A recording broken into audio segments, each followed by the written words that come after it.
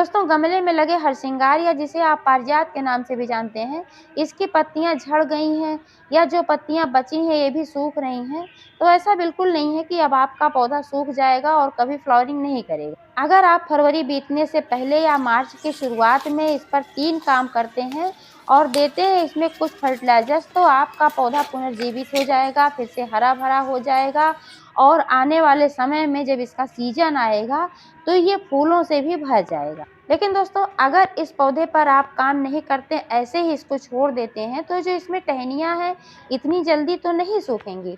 इसमें नई ग्रोथ आएगी लेकिन नाम मात्र के लिए बहुत ही कम ग्रोथ आएगी और धीरे-धीरे हो सकता है कि आपका पौधा डेड भी हो जाए, क्योंकि इसमें बहुत सारी समस्याएँ आ जाती हैं। आगे मैं बताऊँगी कि इसमें क्या-क्या काम करने हैं और कौन से फर्टिलाइजर्स देने हैं। तो दोस्तों वीडियो पर अंत तक बने रहें, बिना स्किप किए पूरा देखें ताकि संपूर्ण जानकारी मिल सके। और जानकारी अगर पसंद आए तो लाइक करें, शेयर करें। चैनल को अभी तक सब्सक्राइब नहीं किया है तो प्लीज़ चैनल को भी सब्सक्राइब करके बेल आइकन को प्रेस कर लें ताकि सारे अपडेट्स आपको मिलते रहें। नमस्कार दोस्तों, स्वागत है मेरे YouTube channel love with nature में। दोस्तों हरसिंगार बहुत ही सुगंधित फूलों वाला एक बारहमासी पौधा है। इसे एक बार अगर लगा लिया जाता है और सही देखभाल होती है तो ये पौधा सालों साल एक ही गमले में चलता रहता है। वैसे तो हरसिंगार का जो ये पौधा होता है इसकी ऊंचाई लगभग 15-20 फीट होती है, तो अगर इसको आप ज़मीन में लगाते हैं तो ये बहुत ही बढ़िया चलता है। लेकिन दोस्तों अगर आपके पास ज़मीन उपलब्ध नहीं है इस पौधे को लगाने के लिए तो कोई बात नहीं, आप इसे गमले में भी लगा सकते हैं, लेकिन इसके लिए थोड़ा बड़ा गमला लेना होगा। छोटे गमले में पौधा चल तो जाएगा लेकिन अच्छी फ्लावरिंग नहीं दे पाएगा। आप जो ये देख पा रहे हैं मेरा पौधा, ये इसमें भी बहुत सारी पत्तियां झड़ गई हैं। काफ़ी घना था ये पौधा और इसमें बहुत सारी पत्तियां झड़ गई हैं, क्योंकि एक समय ऐसा आता है साल में कि पौधे पत्तियां गिराते हैं जो पुरानी पत्तियां हो जाती हैं, तो ये पत्तियां झड़ती ही झड़ती हैं। इसके बाद इसमें से नई ग्रोथ होती है, नई पत्तियां आती हैं। लेकिन दोस्तों अगर इस पौधे को ऐसे ही हम छोड़ देंगे तो इसमें ग्रोथ बहुत ही कम होगी। जो इसमें टहनियाँ हैं इसी में थोड़ी बहुत ग्रोथ आएगी, थोड़ी बहुत इसमें नई पत्तियाँ निकल आएंगी। तो इसलिए दोस्तों जो परमानेंट पौधे होते हैं, यानी कि एक बार लगाने के बाद काफ़ी दिनों तक चलते रहते हैं, सालों साल, तो वर्ष में इनकी एक बार प्रूनिंग करनी होती है। हार्ड प्रूनिंग तो आप 2 बार भी कर सकते हैं वर्ष में।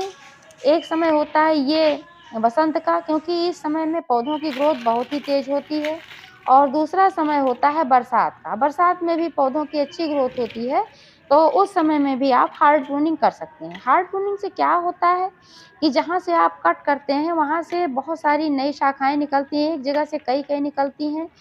तो अनेक शाखाएँ जब निकलती हैं तो पौधा बुशी होता है। जहाँ से कट किया जाता है वहाँ से नई निकलती हैं शाखाएँ।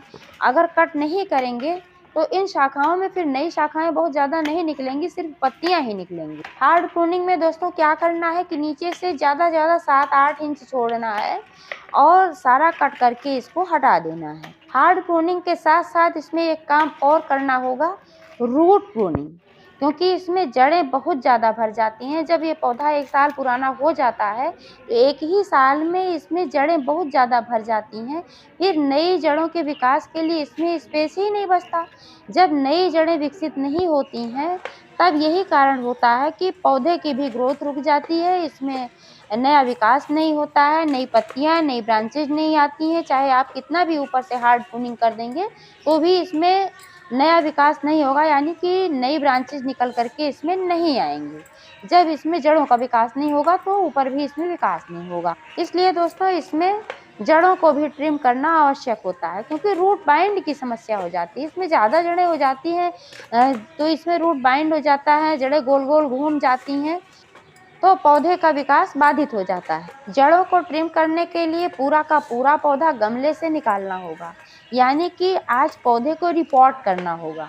आप चाहें तो इसके लिए दूसरा गमला यूज कर सकते हैं और चाहें तो फिर इसी गमले का इस्तेमाल आप कर सकते हैं। पौधे को निकालने के लिए सबसे पहले मिट्टी को लूज करना होगा।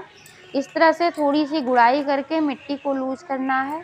और लेकिन आप देख पा रहे हैं कि इसमें कितनी सारी जड़ें हैं और ऊपर तक जड़ें भरी पड़ी हैं, और इसमें बहुत ज़्यादा लूज करना है, नहीं तो ये निकलने वाला नहीं है। अभी मैं देखती हूँ थोड़ा सा निकाल करके कि हो सकता है थोड़ा लूज हुआ हो। तो अभी तो ये नहीं निकल रहा है, अभी इसको थोड़ा और लूज करने की ज़रूरत है। लूज़ करके इस तरह से इसमें से साथ-साथ में थोड़ी जड़ें भी मैं ट्रिम करती जा रही हूँ। अभी तो जब निकालूँगी तो और सारी जड़ें होंगी, उनको भी ट्रिम करना होगा, लेकिन अभी जो साइड-साइड में जड़ें हैं, क्योंकि ये रोक रही हैं, बाधा उत्पन्न कर रही हैं निकालने में, तो इन जड़ों को भी साथ-साथ में ऐसे ही ट्रिम करते जाना है और मिट्टी की गुड़ाई करके इसमें से बहुत सारी मिट्टी निकाल लेनी है, तभी ये पौधा बाहर निकल पाएगा। अब इसमें बहुत ही थोड़ी-सी मिट्टी बची हुई है और काफ़ी मात्रा में जड़ें भी ट्रिम हो गई हैं, तो अब मैं कोशिश करती हूँ कि इसको मैं बाहर निकालती हूँ। हाँ, अब ये बाहर निकल गया है। अब आप देख पा रहे हैं कि अभी भी पौधे में कितनी ढेर सारी जड़ें पड़ी हुई हैं, एकदम बाइंड हुई हैं, एक-दूसरे में फँसी हुई हैं। तो इस कंडीशन में आप बताइए कि अब जड़ें कहाँ और विकसित होती हैं? जब जड़ें नहीं विकसित होती तो ऊपर का भी विकास रुक ही जाता और थोड़े दिनों में ये पौधा सूख कर ख़त्म हो जाता।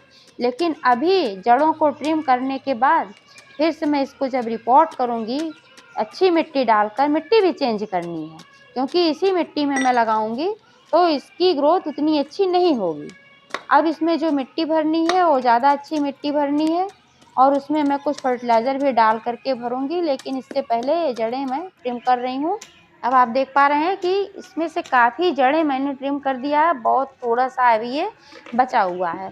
पूरी मिट्टी नहीं निकालनी है कि पूरी ही जड़ें एकदम नंगी कर दिया आपने, तो थोड़ी-सी मिट्टी इसमें ऐसे रहने देना है। जितना जड़ आप ट्रिम करेंगी उतनी ही मिट्टी आपको निकालनी है। अब दोस्तों जल्दी से मिट्टी तैयार कर लेना है। इसके लिए लेना है गार्डन सॉइल, जो कि मेरे पास रेडी रहती है। इसमें मैंने रेत वगैरह मिला कर के रखा है, क्योंकि सिर्फ मिट्टी में ही कोई पौधा अगर आप लगाएँगे तो जल निकासी वाला नहीं होगा, और जब जल निकासी वाला नहीं होगा तो फिर आपका पौधा चल नहीं पाएगा, जड़ें साँस नहीं ले पाएँगी और आपका पौधा डेड हो जाएगा। इसलिए जब भी आप पॉटिंग मिक्स बनाएँ तो 50% गार्डन सॉइल, उसमें 20% मोटी वाली रेत ज़रूर मिलाएँ, 30% कंपोस्ट खाद मिलाएँ। तो इसमें मैंने रेत मिला कर के रखा हुआ है और ये भुरभुरी जल निकासी वाली अच्छी मिट्टी है। अब इसमें मिलाना है कंपोस्ट खाद। कंपोस्ट खाद मिलाने के लिए अभी मैं रिपोर्ट कर रही हूँ, तो अच्छी मात्रा में मिलाना है दोस्तों। ये कंपोस्ट खाद जो है ये मार्केट का नहीं है, मैंने घर पर बनाया है और घर पर ही मैं बनाती रहती हूँ। तो यही मैं अपने पौधों में यूज़ करती हूँ। जितना मैंने मिट्टी लिया है उतना ही मैंने ये कंपोस्ट खाद भी, दोनों को एक साथ मैंने डाल दिया है। अब इसमें एक चीज़ और डालना है, ये है सरसों का खाद। सरसों के दानों को पीस करके मैंने रखा हुआ है और यही इसमें यूज़ करना है, क्योंकि सरसों के दानों में बहुत ही अच्छी मात्रा में magnesium, nitrogen, sulphur, zinc, phosphorus, potassium, बहुत ही सारे पोषक तत्व इसमें पाए जाते हैं, जिससे कि पौधे की ग्रोथ बहुत ही अच्छी होती है। तो इसको भी इसी में डाल देना है। और दूसरी चीज़ और मैं जो डाल रही हूँ दोस्तों, ये है नीम की खली। नीम की खली भी नाइट्रोजन से भरपूर होती है, साथ में एंटीबैक्टीरियल, एंटी फंगल होती है, जिससे मिट्टी में किसी भी तरह का कोई कीड़ा फंगस नहीं लगने पाता है, हमारा पौधा स्वस्थ रहता है। और इसमें इतना अच्छा गुण होता है कि बंजर से बंजर मिट्टी को भी ये उपजाऊ बना देती है। इसलिए अगर हम इसको मिट्टी में मिलाते हैं तो हमारे पौधे की ग्रोथ बहुत ही अच्छी होगी, बहुत ही तेज़ी से होगी। तो इन सभी चीज़ों को एक साथ ठीक से मिला लेना है और मिलाने के बाद गमले में डालना है, यही मिट्टी जो मैंने बनाया है। और गमले में बस इतना ही मिट्टी डालना है जिससे कि ये पौधा आ सके। इसमें अभी थोड़ी मिट्टी भी है, पौधा बड़ा है, तो इसलिए गमले में बहुत ज़्यादा मिट्टी पहले नहीं भरना है, आधा गमला मिट्टी सिर्फ भरना है। इसके बाद इसमें इस पौधे को ठीक से रख देना है, टेढ़ा-ओढ़ा ना हो जिससे, और ठीक से रखने के बाद फिर हल्का सा इसको दबा देना है। फिर जो मिट्टी तैयार किया है इसी मिट्टी को ऊपर से भर देना है और भर करके फिर इसको थोड़ा दबा देना है, जिससे ठीक से इसमें ये बैठ जाए। चूँकि दोस्तों इसको मैंने सूखी हुई मिट्टी में लगाया है, तो अब देना है इसमें गहराई से पानी। जब भी आप कोई पौधा लगाएँ तो 1-2 इंच ऊपर छोड़ दें पानी के लिए, पूरा एकदम ऊपर तक मिट्टी ना भरें। तो दोस्तों इस तरह से आप ट्रीटमेंट करके अपने हरसिंगार या पारिजात के पौधे को पुनर्जीवित कर सकते हैं और सीजन में बहुत ही अच्छी फ्लावरिंग ले सकते हैं। जानकारी कैसी लगी कमेंट करके अवश्य बताइएगा। पूरा वीडियो देखने के लिए बहुत बहुत धन्यवाद।